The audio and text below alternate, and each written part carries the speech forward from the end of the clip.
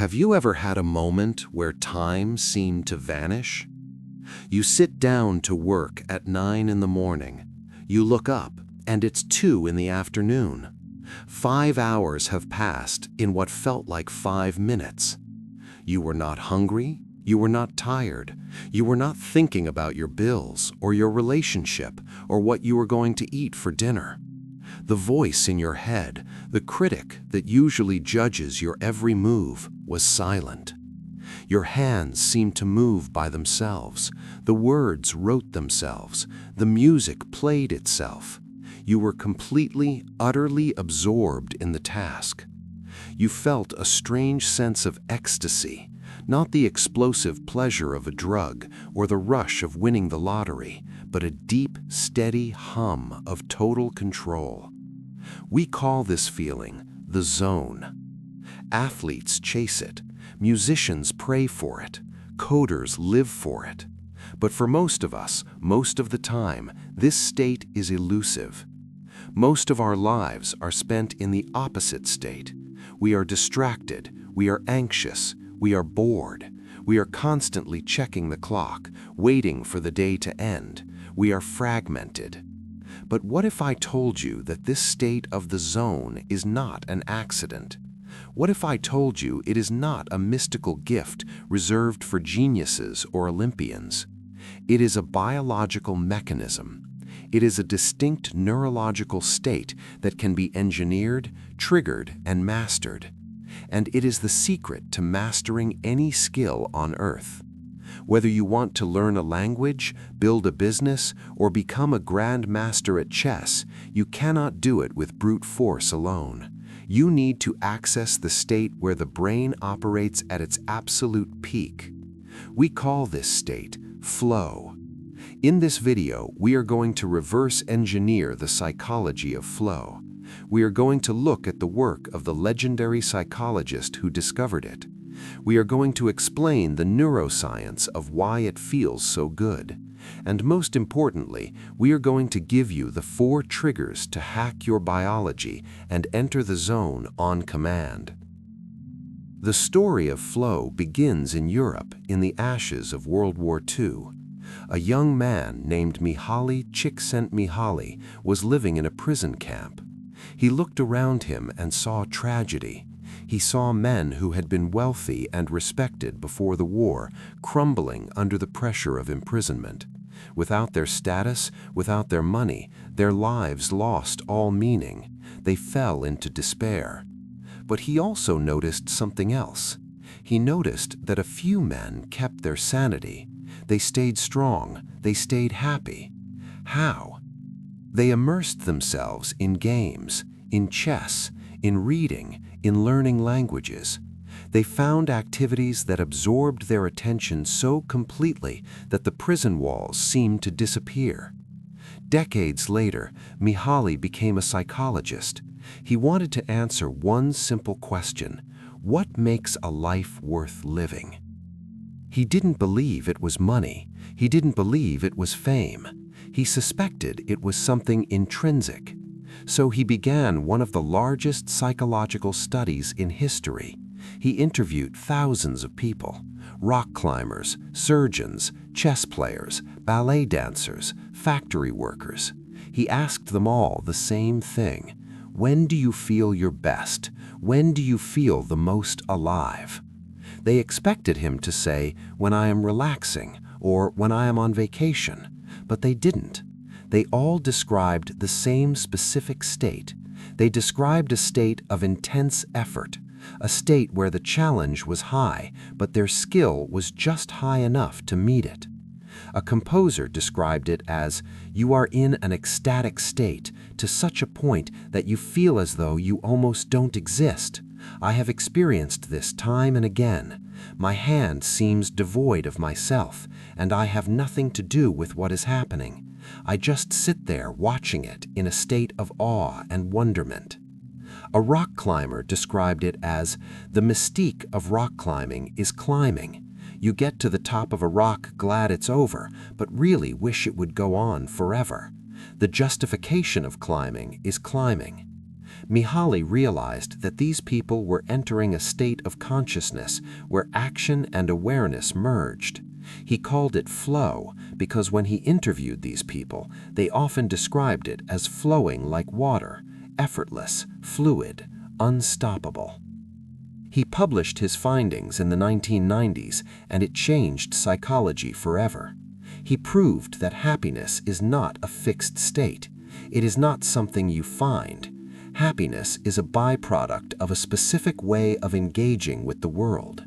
It contradicts everything we are told about success. We are told that we work hard so we can retire and do nothing, but the research shows that human beings are miserable when they do nothing. Entropy takes over. The mind rots. We are happiest when we are stretching ourselves to our limits, when we are solving a problem that is just on the edge of our ability. So, what is actually happening in the brain during flow? It feels like magic, but it is pure biology. To understand it, we have to look at the flow channel. Imagine a graph. On the vertical axis, you have challenge. How hard is the task? On the horizontal axis, you have skill. How good are you at the task? If the challenge is high, but your skill is low, you feel anxiety. This is the novice trying to play a concerto. It is too hard. They panic. If the challenge is low, but your skill is high, you feel boredom. This is the expert playing chopsticks on the piano. It is too easy. They zone out. But there is a narrow channel in the middle. When the challenge is high and your skill is high enough to meet it, you enter the flow channel. You are stretched. You have to pay attention, but you are not overwhelmed. This is the sweet spot. It is often called the 4% rule. The task should be about 4% harder than your current skill level. Just hard enough to make you focus, just easy enough to make you believe you can do it. But what happens inside the skull? For a long time, scientists thought that during flow, the brain was hyperactive. They thought the whole brain was lighting up with electricity. But recent neuroscience has shown the exact opposite. During flow, the brain actually slows down. It performs a transient hypofrontality. Let's break that down. Transient means temporary. Hypo means less. Frontality refers to the prefrontal cortex. The prefrontal cortex is the CEO of your brain. It is the part that does long-term planning. It is the part that worries about bills. And most importantly, it is the home of yourself. It is where your inner critic lives. It is the voice that says, "You look stupid. You are going to fail. What will people think?" When you enter flow, the brain shuts down the prefrontal cortex to save energy. It needs that energy for the task at hand. So the CEO goes to sleep. The inner critic shuts up.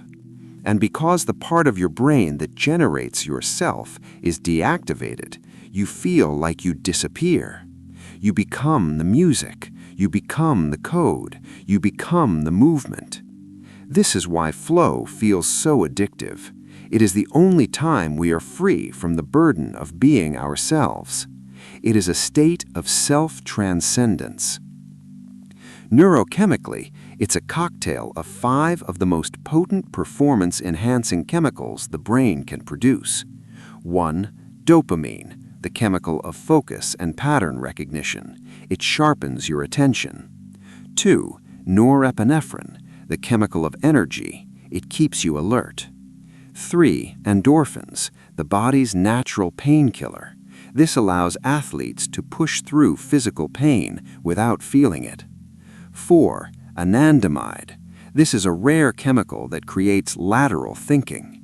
It helps you connect ideas that are usually separate. It is the creativity molecule. 5. Serotonin, the afterglow chemical. This is what you feel when you finish the task, a deep sense of peace and satisfaction. When these 5 chemicals flood your system, your performance goes through the roof. Studies by McKinsey & Company have shown that executives in flow are up to 500% more productive than when they are not. 500%. That means you can do in one day what usually takes you a week. This is why the great masters seem to learn so fast. It's not that they have more hours in the day, it's that their hours are deeper. They are not grinding, they are flowing. So, here is the million-dollar question. How do we trigger this? Most people wait for inspiration to strike. They wait for flow to happen by accident. But the masters, they engineer it. They build a flow ritual. Here are the 4 triggers you need to enter the zone on command. Trigger number 1, clear goals. The brain cannot focus if it doesn't know what it is aiming at. If you sit down and say, "I am going to work," that is too vague. Your brain will drift. You need to say, "I am going to write 500 words about this specific topic. I am going to fix this specific bug in the code." Flow requires a target. The target tells the brain what information is relevant and what information to ignore. Trigger number 2, immediate feedback. You need to know constantly if you are doing it right or wrong. In a video game, you get points. If you die, you know instantly. In basketball, the ball goes in the hoop or it doesn't. This feedback loop keeps the brain engaged. It allows you to micro-adjust your performance in real time. If your work is abstract, if you are writing a report that nobody will read for a week, you need to create your own feedback. Break the task into tiny chunks. Check them off as you go. Create a metric for yourself. Did this paragraph sound good? Yes, move on. Trigger number 3, the elimination of distraction. Flow is a fragile state. It takes about 20 minutes of deep focus to enter flow, but it takes 1 second to break it. If your phone buzzes, if a notification pops up, if someone knocks on your door, flow is gone, and it will take you another 20 minutes to get back. If you work in a state of constant interruption, you are living in a state of cognitive switching penalty. Your brain is constantly loading and unloading context. You must build a fortress around your attention. Phone in another room, noise-canceling headphones on, internet off if possible. You cannot multitask and flow. It is biologically impossible. Flow demands 100% of your processing power. Now, there is a paradox here that we must address. If flow is so amazing, why do we resist it? Why do we choose to watch television instead of playing the piano? Why do we doom scroll instead of painting? Mihaly called this the paradox of leisure. In his studies, he found that people reported being happier at work than they were at home. At work, they had clear goals, they had challenges, they were active.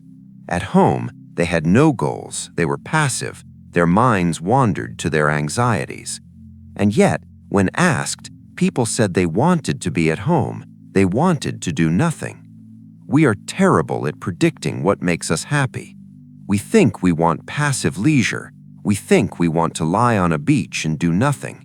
But passive leisure does not create flow. It creates apathy. Active leisure creates flow. Reading, gardening, playing a sport, debating. The barrier to entry for active leisure is higher. It takes energy to start playing the guitar. It takes 0 energy to turn on Netflix. This is called activation energy. Your brain is lazy. It wants to conserve calories. It will always choose the path of least resistance. But the reward lies on the path of most resistance. You have to use your willpower to push through that initial friction. You have to force yourself to start. Usually, after 10 or 15 minutes, the dopamine kicks in. The struggle fades, the flow begins. But you have to pay the entrance fee. You have to be willing to be uncomfortable for the first 15 minutes. The psychology of flow teaches us a profound lesson about the human condition. It teaches us that we are not built for comfort. We are built for conquest. We are built to solve problems. We are built to learn. We are built to overcome. A life of ease is not a life of happiness. A life of ease is a life of stagnation. If you want to master a skill, if you want to be great at something, stop looking for shortcuts. Stop looking for the easy way. Fall in love with the difficulty. Seek out the challenges that scare you. Push your skills to the breaking point, and then, in the heat of the struggle, you will find a peace that no drug can give you. You will find the silence of the mind. You will find the dissolution of the ego. You will find that for a few precious hours, you are not a fragmented, anxious person worrying about the future. You are a vessel for the act itself. This is the secret of the masters. They do not work because they have to. They work because the work itself is the reward. Now, we have talked about how to live with intensity, how to fill your moments with deep focus, but there is a shadow hanging over all of this, a deadline that we cannot move, a challenge that we cannot escape. The ancient Stoics believed that to truly live, you must constantly think about the one thing most people try to ignore: death. If you want to understand why thinking about your own mortality is the key to living a good life, click the video appearing on your screen now about memento mori, the psychology of death. I will see you there.